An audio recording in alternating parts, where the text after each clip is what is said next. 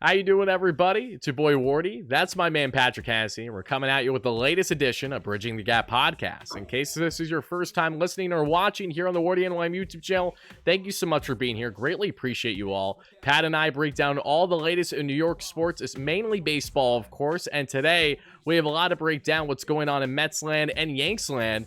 Do the Yankees have the best rotation in Major League Baseball? Pat has a lot to say about that. Speaking of pitching, the Yanks did just pick up another Mets has-been, and Michael Tonkin. We'll get into the little history between the Mets and the Yanks and the recent acquisitions between the two teams and what Yanks fans can expect from Michael Tonkin. But the big stuff that I know a lot of you guys will be chiming in for is, of course, our Mets topics, which is headlined by Reed Garrett looking like, yes, the most elite reliever in Major League Baseball. I love you, Edwin Diaz. We all do. But you know the meme of, from Toy Story was like, I don't want to play with you anymore. Oh, Not that I'm cold. at that level because I love Edwin Sugar Diaz so dearly, but the Mets now have a 1-2 punch in their bullpen that we simply haven't seen in recent years. Who is Reed Garrett? What is there to know about him? And why does he have a 50+ K percentage right now? That is what we'll break down and more. And of course, the biggest piece is JD Martinez making his long-awaited, highly anticipated Mets debut later on this Friday, which of course this will be premiering hours before that. So a lot to break down, a lot to get into. Pat is pumped. I am pumped. How you doing today, my man?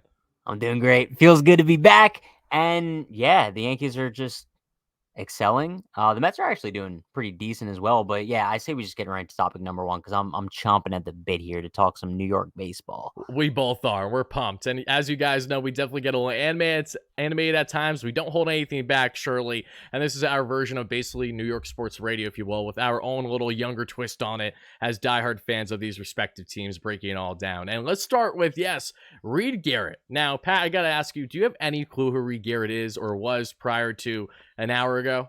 Okay, no, for the sole fact of I've seen like clips on Twitter and specifically from you being like, yo, Reed Garrett's a dog, whatever. But before maybe like this week, no idea who this dude was. He has a great red beard. He looks kind of like Ed Sheeran if he was athletic. But dude, like what I've seen from Reed Garrett is insane. I asked you probably like right before we started recording this episode, I was like, yo, who is this guy that's dominating just Major League Baseball? You had me look up his stats. I didn't realize he has a 50% K percentage, Wardy. Who the hell is Reed Garrett? Who is Reed Garrett? That I'm so happy you asked. Let's break it down. Reed Garrett, for those that don't know, 31-year-old right-hander that is a stud. Right around a year ago in late June or July last year, the Mets, when Billy Epler was still running the team, picked up Reed Garrett off waivers from, yes, the Baltimore Orioles, or they acquired him via trade in a smaller deal. Reed Garrett at that time had just over a 1 ERA in AAA, and he's looked great in the minors in recent years, but he struggled mightily at the MLB level. And the big question has been, why exactly is that? Well, we know the reason, and we know why he's having success now. He got completely rid of that fastball, a heater that was a heavy part of his arsenal in years past. A flat heater at that has definitely not been good, has not gotten a lot of swing and miss, completely changes the arsenal. And the Mets are like, you know what? Let's just not have you throw the heater much anymore. Let's just not do it. Let's have you rely on that slide piece, which of course, you got the heavy slider, you got the little bit of the slower one, more of the sweeper, you got that split finger and that sinker, and that is exactly where the heavy success rate has had this season, folks. Right now,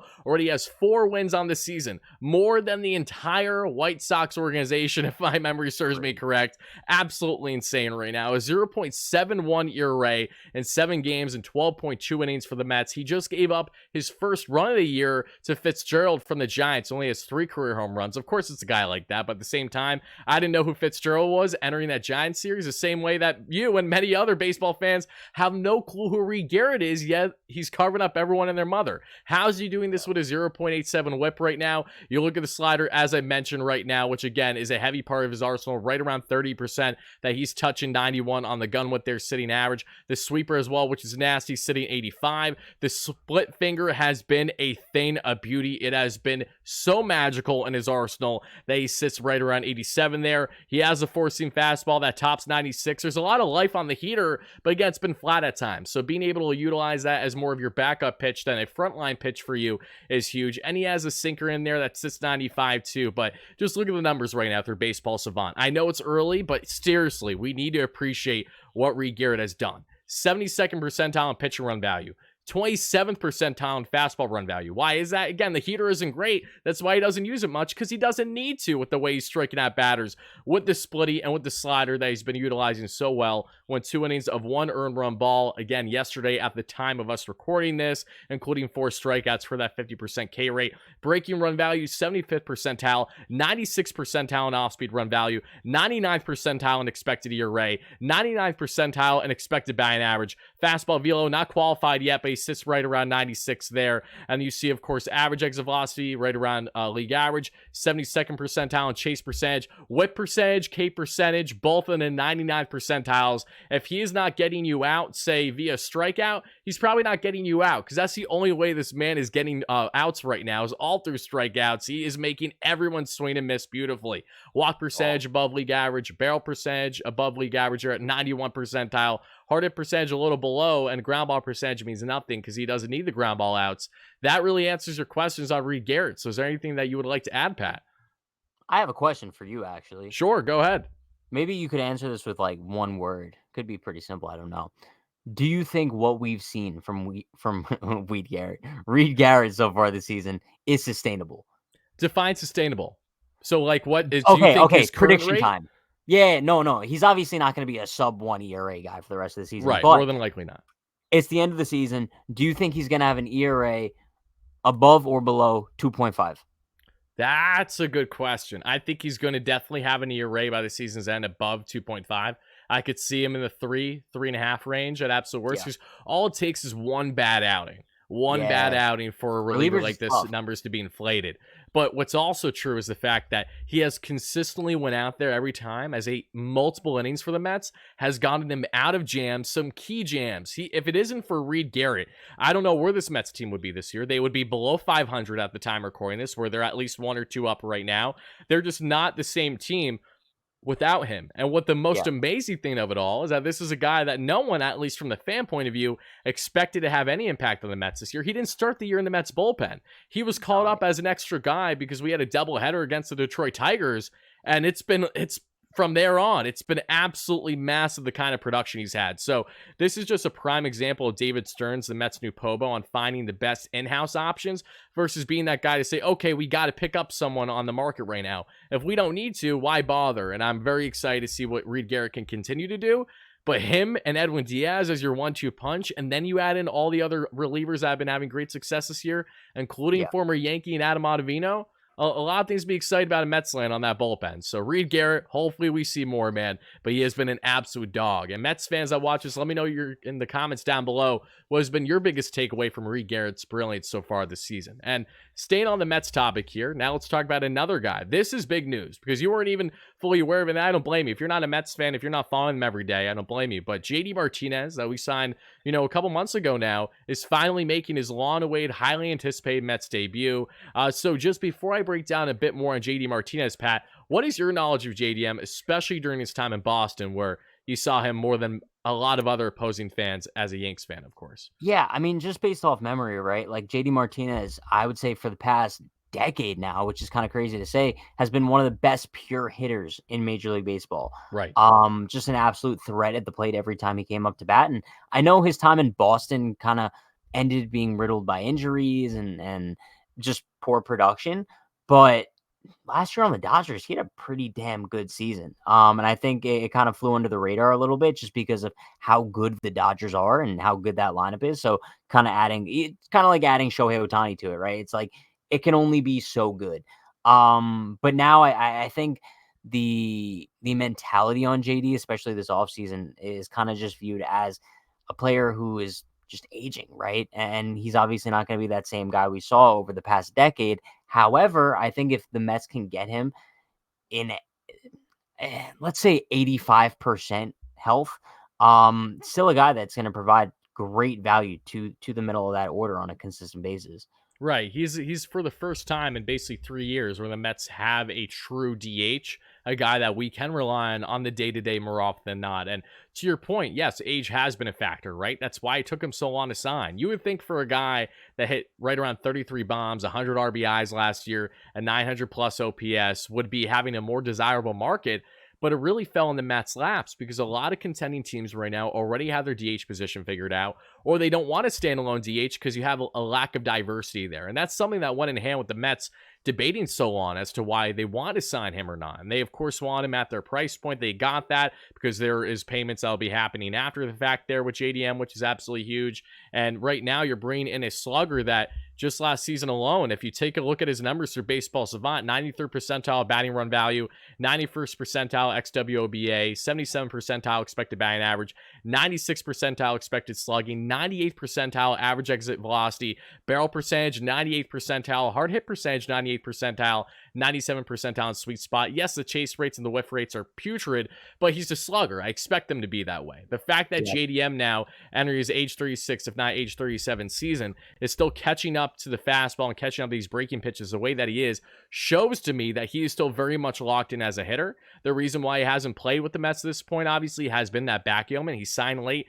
had no spring training, so he needed probably at least multiple weeks to a month from that point on just to get ramped up. And then as he was starting to get ramped up, he has a bad back he's had for multiple years, gets a cortisone shot in it, and he's feeling good and ready to go. Just had 2 RBIs last night for the Syracuse Mets at the time of recording this, so he's ready. We're excited. But the big thing with JDM is keeping him healthy, because I don't know if you remember, but his last year in Boston was underwhelming, right? He wasn't the same JDM that we saw. And the reason for that was the back issues, but something he didn't do in LA, he did in LA last year, is not what he did in Boston. And that was to receive a cortisone shot. He thought he could grind out the season through that. He couldn't. He deals with an early flare up with the Dodgers last year. They give him a shot.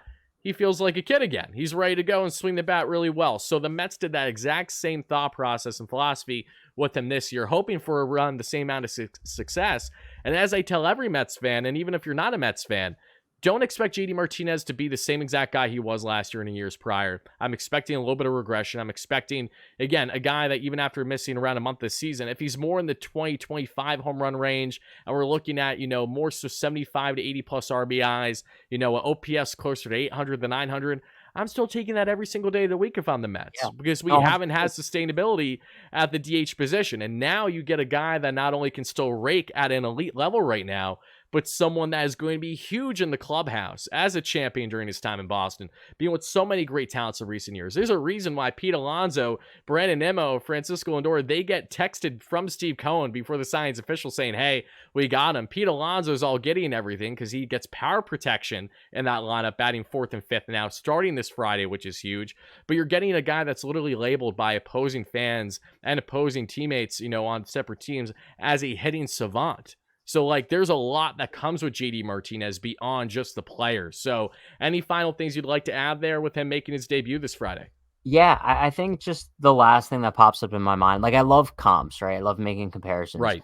And I think you kind of have to go into JD Martinez's debut with the Mets, assuming he's going to be healthy. So I think as long as this dude stays healthy for, I don't know, next couple of years or so, I could see him aging like fine wine, similar to a Nelson Cruz.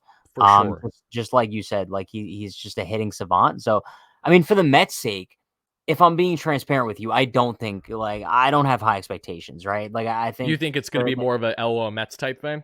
Yeah, I think the Okay. health issues aren't anything to glance over. I don't think the back is anything to glance over. I don't think we're going to see prime JD Martinez again. However, if we do, and if he does stay healthy, I could see him aging pretty well. But just to be honest with you, I don't see it happening. But we'll see. We talked about the Mets. Now let's talk about a now new Yankee, a guy that is no longer a Met. And that is Mr. Michael Tonkin. Pat, before I tell you what you're getting in Michael Tonkin as a reliever, is there anything that you'd like to add on Michael Tonkin? Okay, I'm gonna be honest. I know a lot of people are gonna be like, Pat, you're such a casual.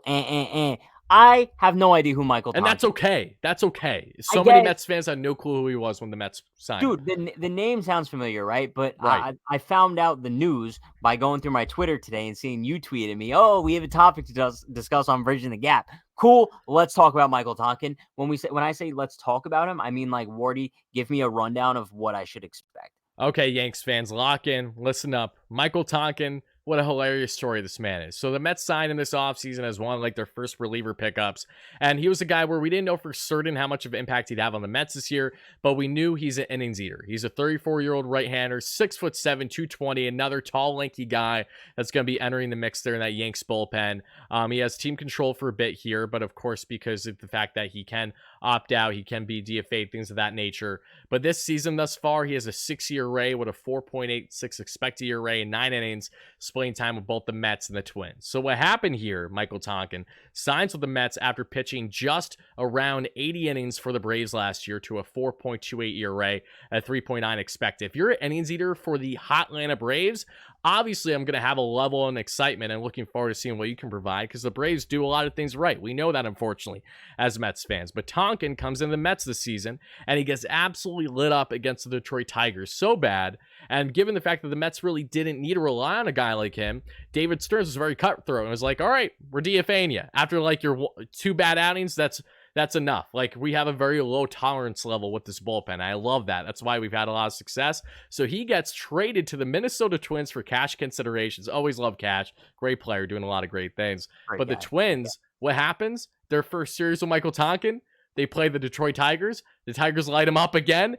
He gets DFA'd again. David Stearns says, oh, you just gave me money for the guy I just gave you? I'll just take him right back. That's fine. I'll bring him back. Mets bring him back. He then gets lit up again, that we would see there by, it would be by the LA Dodgers. And then after that, as I know that you just were in and out of the show for a second, but you're back. You hear me, right, Pat? We're all good? Yeah. Okay, we're rolling. So he gets lit up by the Dodgers and pitches 2 shutty the next day in the series finale, where the Mets get blown out against the Dodgers. And after pitching 2 shutty, the Mets are like, sorry, we're done. We appreciate you. So the Yanks pick up Michael Tonkin. Again, what you're getting is an innings eater, crafty mix of pitches, not overwhelming with truly anything, just trying to induce. A baller, right? Yeah. He's just trying to induce those ground ball outs, of course, get those fly outs. Again, not overwhelming with the strikeout percentage whatsoever, but he's a solid innings eater when he's right. And he's a great story, too. He was out of the league for multiple years. He literally pitched everywhere. Imagine every baseball league. Pretty sure he's a Long Island Ducks legend as well. So, like, That's what I heard. He's won through everything. He's won through it all, and now he's back in the bigs trying to have more success. But Michael Tonkin now joins the class of Phil Bickford, who was picked up by the Yanks for the Mets not all that long ago this season. Dennis Santana, who I got to ask, what's your early thoughts on Dennis Santana, the Mets legend? You love him, you hate him, in between? I'm not a huge fan. He's not that good. He looks a little bit like Jason Love, if you're familiar with him. Yes, I am. Yeah. And great mustache, though, I will say. Dennis Santana is like somehow a Walmart Miguel Castro. Somehow. Miguel Castro wasn't bad. That's what I mean, though, because Castro was good with the Mets. He was solid with the Yanks. He's in Arizona now. So one thing on Tonkin, though, like, I'm a little bit excited just because, like I said, like, sinker bowler. That's the Yankees' MO, right? Like, they go after these sinker ball pitchers who don't find success elsewhere, and then somehow the Yankees turn them into Clay Holmes. So I'm a little bit excited for Michael Tonkin based on what you said. It kind of seems like a fun little reclamation project. With the Yankees bullpen right now that doesn't have too many solidified arms that I feel confident in on a daily basis, even though, I mean, they're having a pretty good season, don't care.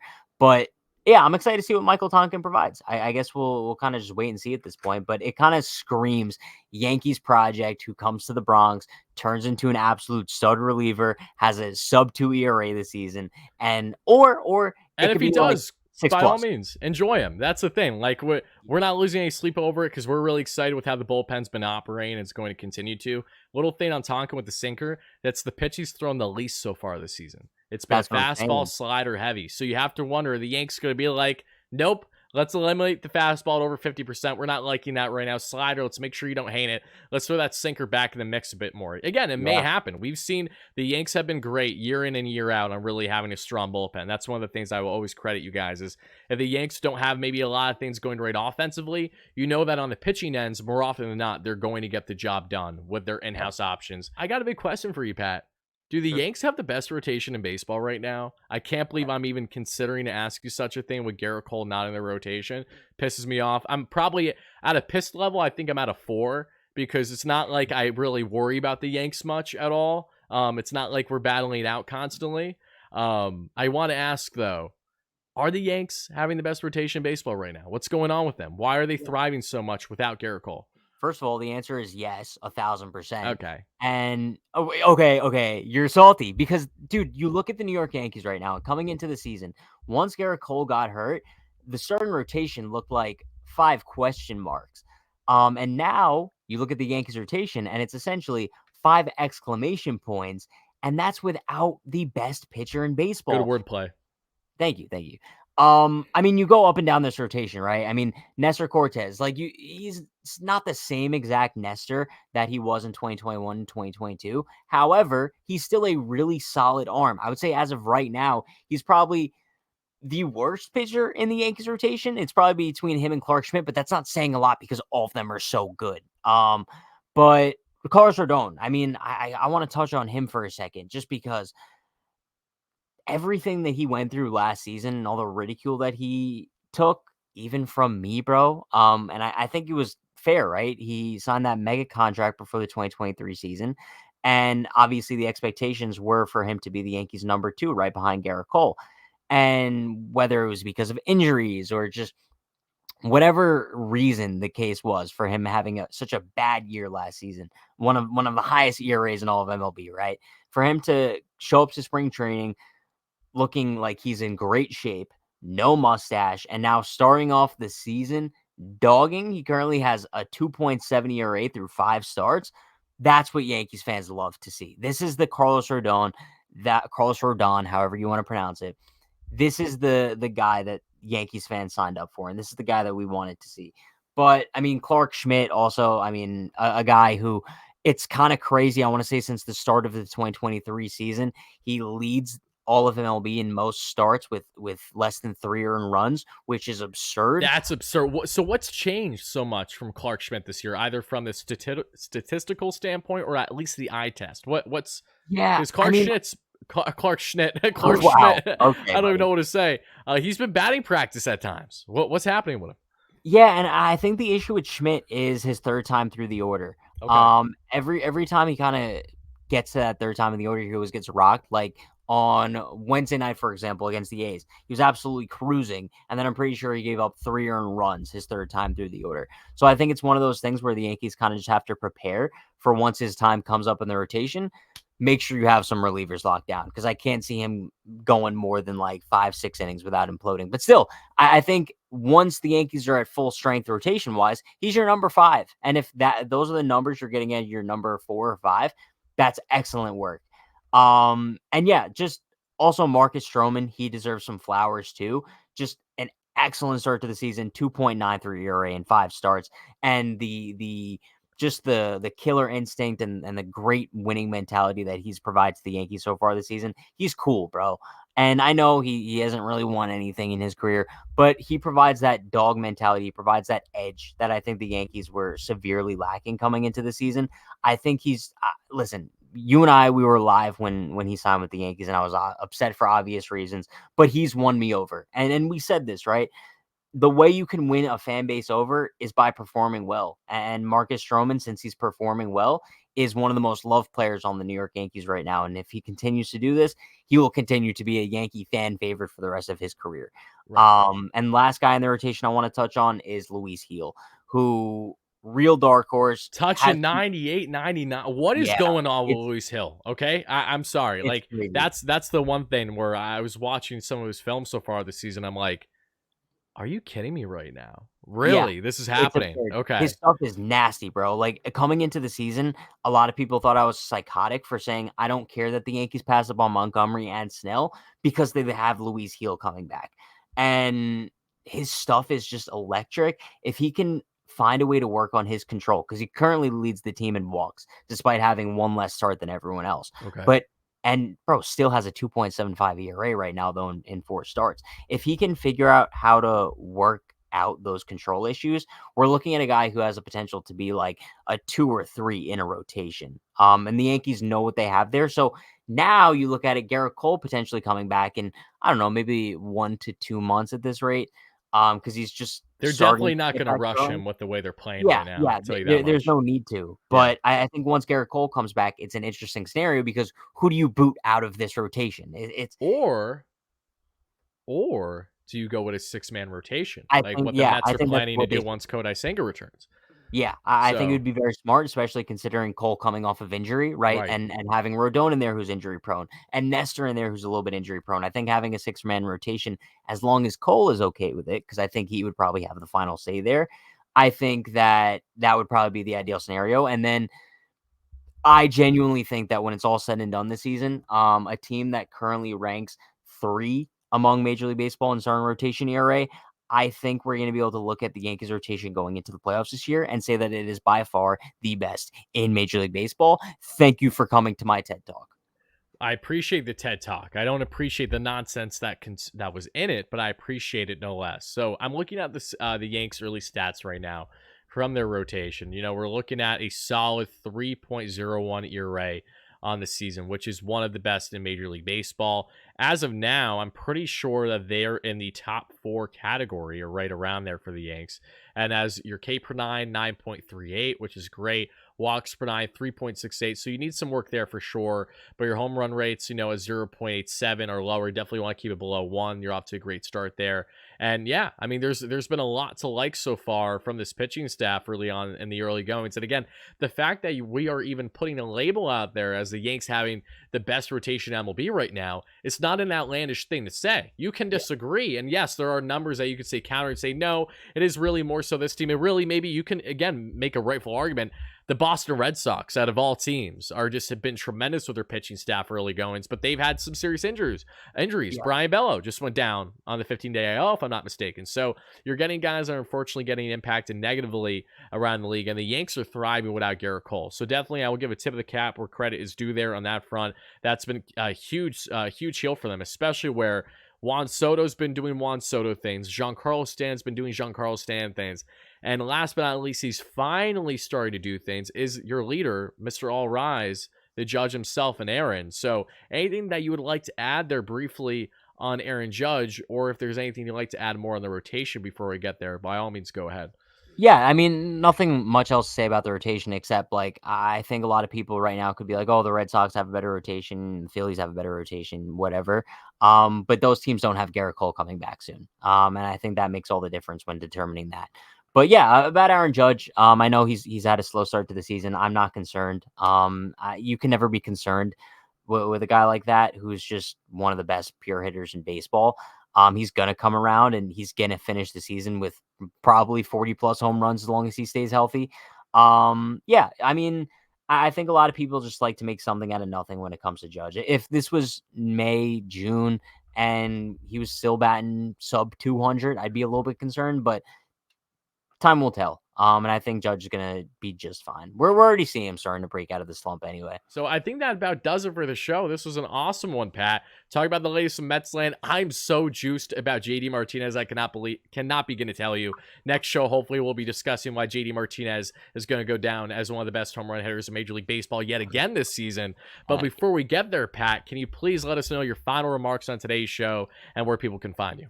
Yeah, awesome show today. Our first pre-recorded Bridging the Gap, so I that's like it. cool. Leave us a comment, let us know how you feel about the Mets, about the Yankees. Be sure to subscribe to my channel on YouTube, Unhinged Patrick, and on Twitter at Unhinged Patrick as well. Sometimes me and Morty like to go back and forth and banter on Twitter, so that's We fun. do. We do that fairly often, and I feel like we're going to be doing that quite a bit more this season on the show, especially once Yeah, there's more colliding topics. Like when Subway Series comes around, you might as well make sure you have your doors locked because I'm we're going gonna scorched yeah earth. we're gonna Like, have to do some watch parties or go or something. right, we're gonna have a lot of fun with it. OGs know we've done watch parties in the past. Yeah, Absolute bangers, perfect time. 3 years When ago. Lindor was doing the freaking flex on Stanton with the 3 bombs, I mean, that was such an electric series. Gary Sanchez letting a little trickler get past him. I think Jonathan Yeah, VR scores there. yeah, Ah, a vibe. That's good times. final thing I'll say. I don't care where you stand on the Yanks or the Mets fandom scale. It is always a great time when the teams play each other. It's always an electric atmosphere, and there's nothing wrong with that. Us Mets fans, if you want to say it's our World Series, it isn't, but we thoroughly enjoy and await that because, especially for guys like you, again, Pat, who reside in New York, a lot of these diehard fans, you want to have bragging rights. And you could flex 27 wins all you want. But the big thing, of course, is going to be how those teams actively match up with each other. So if the Yanks steamroll the Mets this year, Yanks fans are going to talk shit every single time they get a chance to against Mets fans. Vice versa, if the Mets do well against the Yanks this year, it's going to be the other hand, where it's like, okay, you might be thriving, but you can't even beat us, you know? Yeah. So, like, it isn't that big of a flex. But Yeah, that's for why I'll sure. leave it with everybody. Thank you all so much for watching and listening. Let us know down below, again, your biggest takeaway from today's show. How excited are you as a Mets fan for JD Martinez's debut? What do you expect from him? And for the Yanks here, do you think that they have the best rotation in baseball? Is it sustainable? When's Garrett coming back? Drop it all down below. Thank you all so much for watching. Hit me at WardyNYM on Twitter, X, and of course here on the channel. We'll catch you guys again real soon. Peace out, everybody.